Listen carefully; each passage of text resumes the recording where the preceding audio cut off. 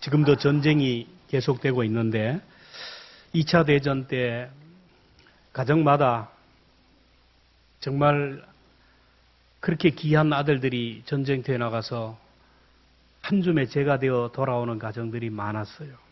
한 가정에 그렇게 귀한 아들이 죽어서 화장을 내서 이렇게 한 줌의 재가 되어 집으로 도착했어요. 여러분 얼마나 억울하겠어요. 그 가정은 고통과 아픔 속에서 정말 견딜 수 없었지만 부활의 주님을 의지하여서 그 아픔을 이기고 일상의 삶을 회복하고 하나님 앞에 그에게 감사헌금을 드렸어요. 그러자 사람들이 막 수군거립니다.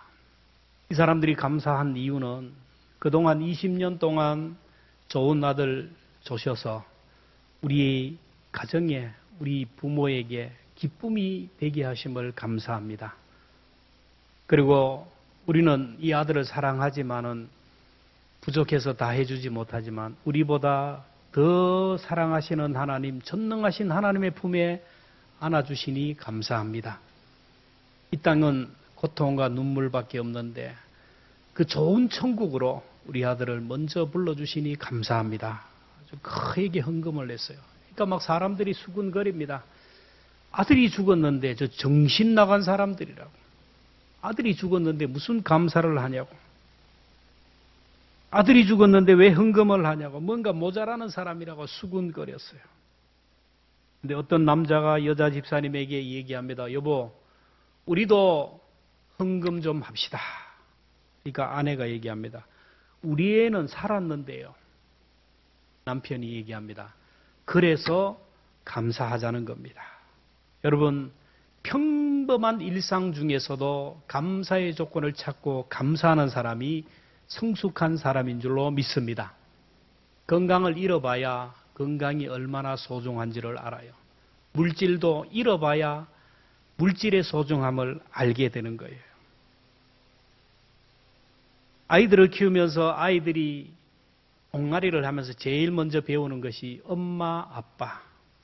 그 소리를 들으면 부모들이 그렇게 기뻐해요. 내 자신을 알아주고 부모님의 존재를 알아준다는 것 자체.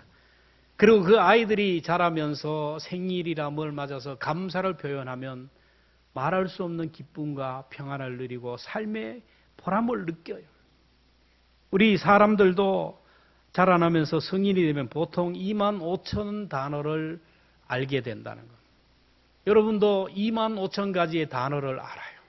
영어는 몰라도.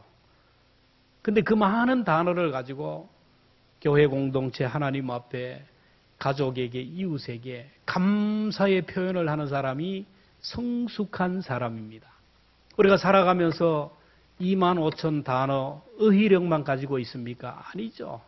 받은 것이 너무 많아요. 하나님으로부터 받고 누리는 것이 너무 많아요. 이 모든 것들을 가지고 하나님을 기억하며 하나님 앞에 감사하고 부모에게 감사하고 가족들에게 감사하고 교회에 감사하는 사람, 다른 사람에게 감사를 표현하는 사람은 성숙한 사람이고 믿음의 체질이 된 사람이고 복받을 체질이 된 사람입니다. 똑같은 바람이 부는데 여러분 꽃에는 향기가 나지만은 오물에는 악취가 나요. 지금 봄이 되면서 본격적으로 들판에 걸음을 내잖아요. 꽃도 피어요. 어느 곳을 지나가면 꽃이 막 꽃향기에 좋지만 어느 곳을 지나면 악취 때문에 문 닫아라, 문 닫아라. 왜 그렇습니까? 여러분 그 자체가 문제가 있어요. 똑같은 시대에 살아가요. 똑같은 상황 속에 살아가는데 어떤 사람은 그저 감사합니다, 고맙습니다, 하나님의 은혜입니다. 입에서 감사가 넘치지만 어떤 사람은 불평하고 원망하고 한숨 쉬고 그래요. 존재 자체가 불평과 원망의 사람이든지 감사의 사람인지 그래요. 인류를 구원할 메시아가 이 땅에 오셨는데 어떤 사람은 예수님을 죽이려고 혈안이 되지만 어떤 사람은 그 은혜에 감사하여 헌신하여 오늘 1절에 보면 함께 봅니다. 시작. 이틀이 지나면 유월절과 무교절이라 대제사장들과 서기관들이 예수를 흉기로 잡아 죽일 방도. 대제사장은 그 당시 최고 종교 지도자입니다. 그들은 누구냐 하면은 오늘로 보면 국회의장이에요. 로마의 속국으로 살아가기 때문에 최고 지도자입니다. 대통령의 자리예요. 서기관들, 지금 종교 지도자들이 그들이 뭘 했냐면은 예수를 죽일 방도를 찾았다. 밤낮 어떻게 하면 예수를 죽일까? 이런 생각을 했어요. 그런가 하면 예수님을 너무너무 사랑한 여인이 자기의 전 제사를 예수의 머리에 붓는 모습을 봅니다. 3절을 봅니다. 시작. 예수께서 베다니 나병 환자 시몬의 집에서 식사하실 때 한 여자가 매우 값진 향유 곧 순전한 나드 한 옥합을 가지고 와서 그 옥합을 깨뜨려 예수의 머리에 부으니 이 여인을 다른 성경에는 마리아라고 실명을 밝히고 있어요. 3절에 보면 베다니라는 말이 나와요. 베다니. 아주 촌동네입니다. 가난한 사람이 사는 동네, 빈촌이에요, 빈촌. 베다니. 또 하나는 나병 환자 시몬. 나병은 천벌받은 병으로, 불치병으로 나병에 걸리면요, 성전에 들어가지도 못하고 가정에서 나와야 되고 그 마을 공동체에서 나와서 나병 환자들만 모이는 곳에 살다가 죽어야 돼요. 나병 환자 시몬의 집에서 뭘 했다고요? 식사를 했다. 나병 환자는 격리되어야 되는데 어쨌든 이렇게 은둔하면서 집에 살았는데 예수님이 베다니 나병 환자 시몬의 집에 들어가서 식사를 하셨다라는 거예요. 여러분, 나병 환자와 함께 있을 수가 없어요. 근데 마리아가 300데나리온 되는 향유를 예수님의 머리에 부었어요. 300데나리온은 한 데나리온이 장정 하루 품삯입니다. 우리나라 돈으로 환산하면 적어도 4천만 원, 5천만 원 되는 큰 돈이에요. 그걸 그냥 예수님의 머리에 부어버렸어요. 부어버리니까 이건 더 이상 해소할 방법이 없어요. 땅에 엎지른 물과 같았어요. 근데 이걸 보고 화를 내고 비난하는 사람이 있어요. 4절 5절입니다. 시작. 어떤 사람들이 화를 내어 서로 이르되 어찌하여 이 향유를 허비하는가? 이 향유를 300데나리온 이상에 팔아 가난한 자들에게 줄 수 있었겠도다 하며 그 여자를 책망하는지.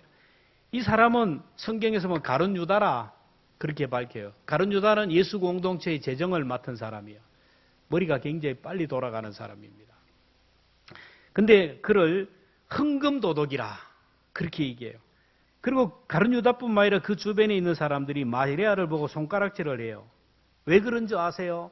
그 당시 명절이 되면 누구나 의무적으로 구제 헌금을 구제하도록 되어 있어요.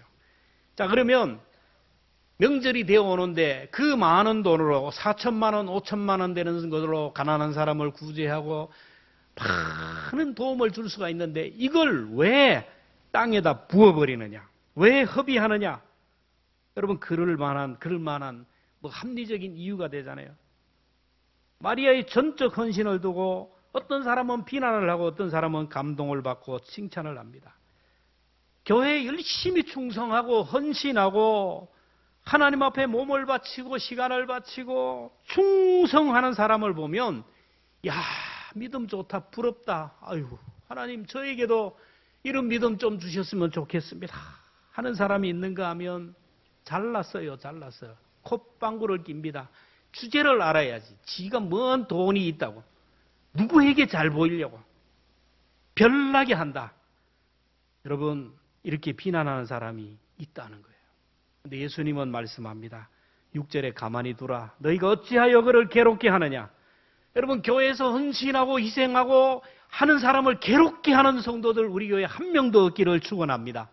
이 사람은 뭐라고요? 좋은 일을 하였다라는 거예요. 그는 힘을 다하여 내 몸에 향유를 부어 내 장례를 미리 준비하였노라. 복음이 전파되는 곳에는 이 여자가 행한 일도 말라여 그를 기억하라. 마리아의 헌신을 좋은 일이라고요. 왜 그랬을까요? 지금 예수님은 이제 내일 모레면 십자가에 못 박혀 돌아가셔요. 자기의 죽음을, 마리아가 지금 내 죽음을 안다라는 거예요. 그리고 내가 죽음을 알고 장례를 행했대요. 내 머리에 향유를 부었다는 거. 그 당시 사람이 죽으면 시체에다가 향유를 부어서 냄새가 나지 않게. 예수님이 올 때 지금 마리아는 내 장례를 미리 알고 장례를 준비했다라는 거예요. 복음이 전파되는 곳에 마리아의 헌신을 기억하라. 여러분, 그렇다면 여러분은 어떻습니까? 누군가가 마리아처럼 헌신하고 충성하면 칭찬을 합니까? 손가락질을 합니까?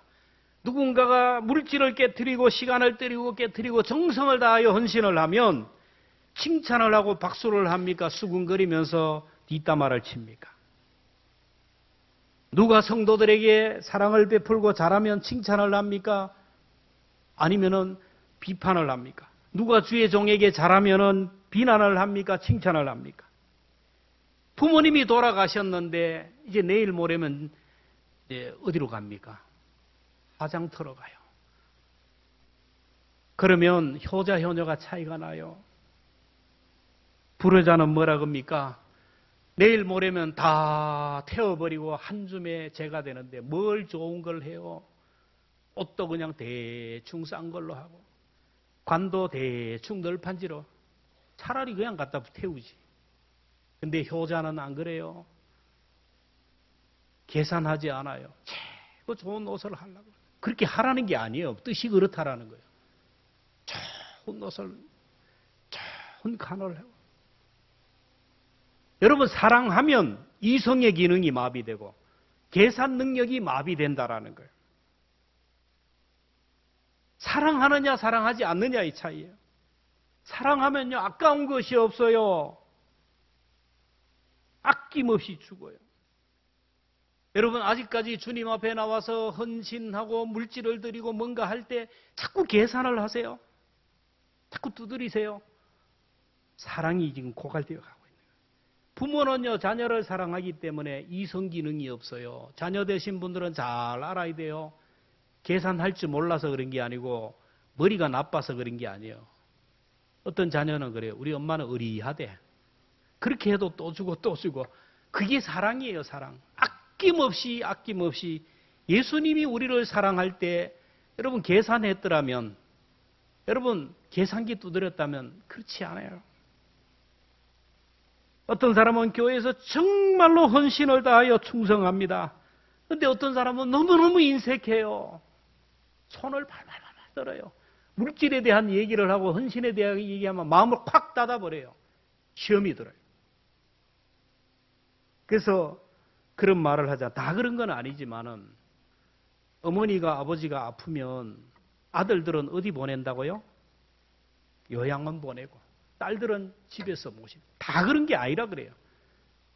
애틋하기에 사랑하기에 그렇다라는 거예요.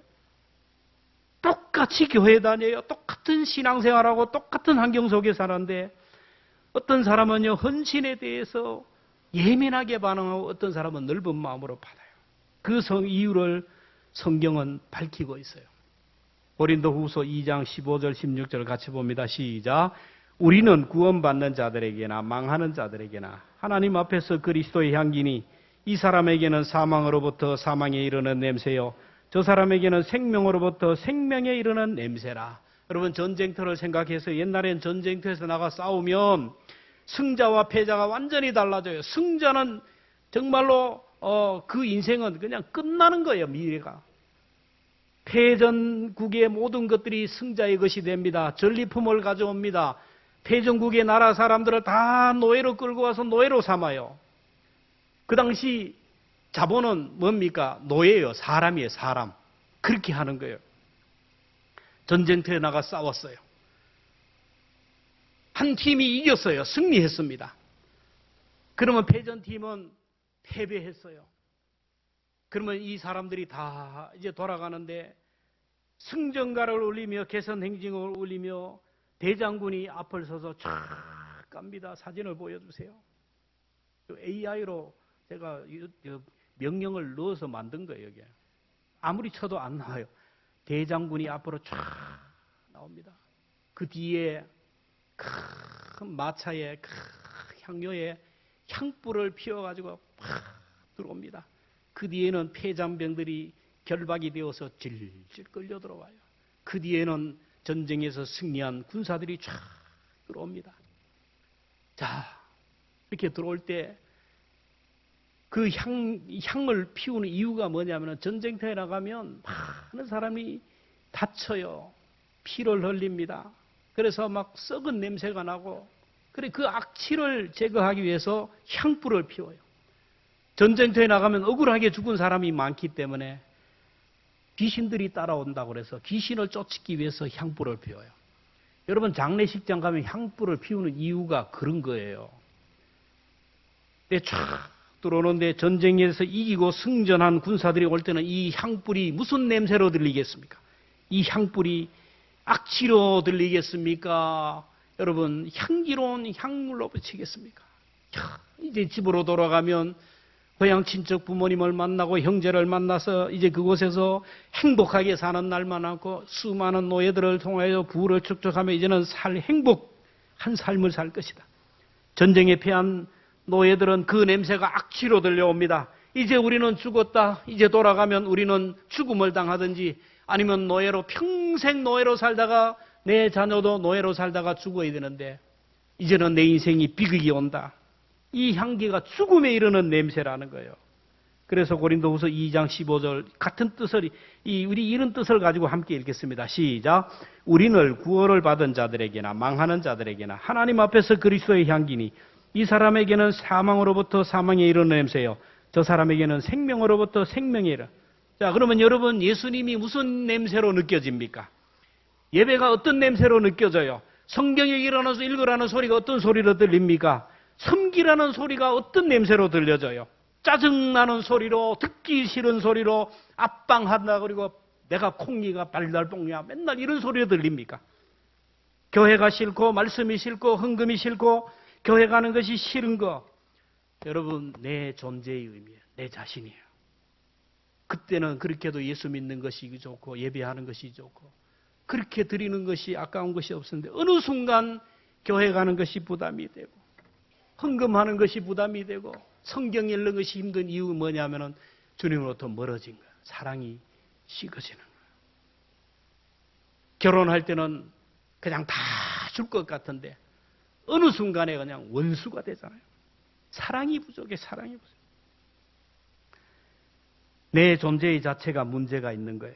그리스도의 향기가 사망에 이르는 냄새로 느껴진다면 결과는 이미 정해졌어요. 오늘 성찬을 통하여 주님의 사랑을 다시 한번 회복했으면 좋겠습니다. 주님은 우리를 사랑하셔서 이성 기능이 마비되었어요. 계산 기능이 마비됐어요. 그 몸을 다 찢어서 물과 피를 쏟아주었어요. 근데 지금 세상은 어떻습니까? 예수님은 사랑해서 살리기 위하여 그 몸을 찢었는데 지금은 자기 자신의 이권과 유익을 위하여 전쟁을 일으켜서 다른 사람을 찢어버리고 죽이는 시대입니다. 예수님은 우리를 위하여 포도주 틀에서 자기 자신을 쥐어짜듯이 짰는데 오늘 이 시대에 오늘 우리는 어떤 눈물이 있고 어떤 땀이 있고 어떤 희생이 있습니까? 주님은 십자가에서 그렇게 눈물 흘리고 피와 물을 쏟으셨는데 오늘 우리는 어떻습니까? 여러분 마리아처럼 옥합을 깨뜨려야 돼요. 마리아가 옥합을 깨뜨리자 어떤 일이 일어납니까? 예수님이 죽은 오빠 나사로를 무덤에서 살려주시나요? 우리가 옥합을 깨뜨리면 끝나는 게 아니고 하나님 주신 은혜가 너무 크다는 것을 꼭 기억하며 성찬에 참여하면서 다시 한번 우리가 하나님 앞에 옥합을 깨뜨리는 그런 시간 되기를 바랍니다.